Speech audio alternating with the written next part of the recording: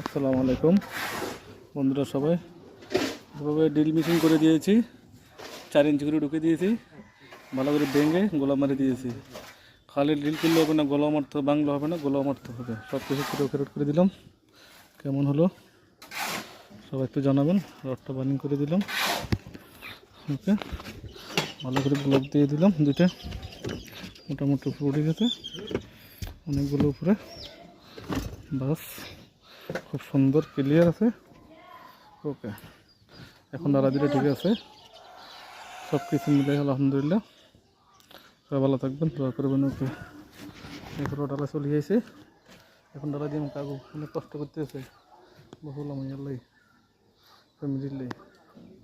ওকে, আসসালামু আলাইকুম রহমতুল্লাহ। আমিও আছি আপনাদের সাথে। কেমন হলো সবাই বলবেন, জানাবেন। ওকে, আসসালামু আলাইকুম।